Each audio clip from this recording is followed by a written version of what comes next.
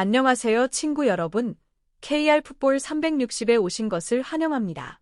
손흥민은 2009년 함부르크와 계약하면서 유럽 축구에 첫 발을 내디뎠습니다. 프로 계약은 만 18세가 된 1년 후에 이루어졌죠. 손흥민이 인터뷰에서 밝혔던 이야기 중 특히 눈길을 끈 것은 독일에서 인종차별을 경험하며 정말 힘들었던 시기가 있었다는 점이었습니다. 그래서 2018 러시아 월드컵에서 독일을 꺾었을 때 단순한 승리 이상의 감격과 복수를 이룬 듯한 기쁨이 함께했을 겁니다. 손흥민의 함부르크 첫 정식 출전 경기는 2010년 10월 28일 포칼 프랑크푸르트전에서 교체로 이루어졌습니다. 그리고 3일 후 드디어 분데스리가 선발 데뷔전을 치렀는데요. 그 경기에서 데뷔골까지 터뜨리며 분데스리가 최연소 외국인 득점 기록까지 세웠습니다. 아시아 선수 한정으로 보면 여전히 독보적인 기록이죠. 그 시절 손흥민의 선발 경쟁자를 꼽자면 아마 파울로 게레로가 가장 먼저 떠오릅니다. 이번 시간에는 손흥민이 지금의 명성을 얻기까지 어떤 선수들과 경쟁하며 성장했는지, 그리고 그 선수들의 현재 근황까지 함께 전해드리겠습니다. 2010년 18살의 손흥민 앞에는 거대한 벽이 있었습니다. 바로 파울로 게레로였는데요. 그는 페루 역사상 최고의 스트라이커로 꼽히는 선수로 당시 26세 한창 전성기를 누리던 공격수였습니다. 분데스리가에서 이미 100골 이상을 기록한 검증된 골잡이였고 함부르크의 중앙 공격은 사실상 게레로의 것이었습니다. 손흥민은 그 옆자리 측면이나 세컨드 톱에서 기회를 노려야 했죠. 2010에서 11 시즌 게레로는 14골을 넣으며 확고한 주전이었고 손흥민은 제한적인 출전 기회만 얻었습니다. 그러나 2011에서 12 시즌부터 상황이 조금씩 달라지기 시작했습니다. 손흥민의 출전 시간이 늘어나고 게레로와 함께 공격을 분담하기 시작한 겁니다. 그런데 2012년 7월 갑자기 게레로가 함부르크를 떠났습니다. 당시 나이 28세, 전성기 한복판이었죠. 유럽 빅리그에서 충분히 더 뛸 수 있는 선수였습니다. 그런데 어디로 갔을까요?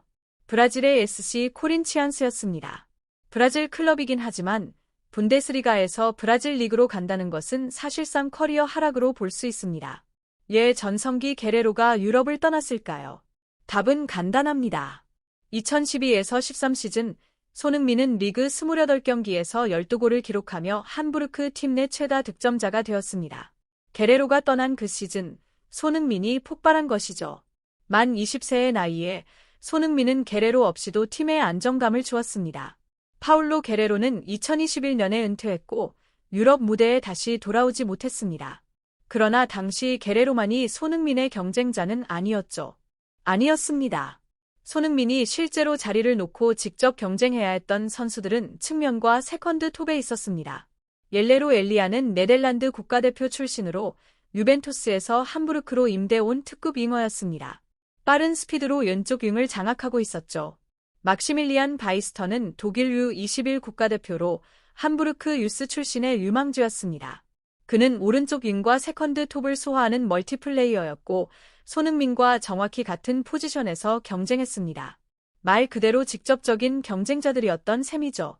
그런데 2012에서 13 시즌 손흥민은 폭발적인 활약을 보여줍니다.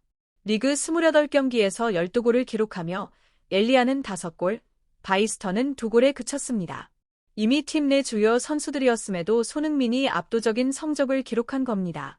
엘리아는 이후 트리케어로 이적했고 사실상 은퇴 상태나 다름없으며 바이스터 또한 함부르크에서 잠시 활약하다 실질적 은퇴로 이어졌습니다. 손흥민은 이렇게 9단계 최고 기록을 세우며 레버쿠젠으로 이적하게 됩니다. 레버쿠젠은 챔피언스리그 진출을 노리는 팀으로 손흥민에게는 훌륭한 업그레이드였죠.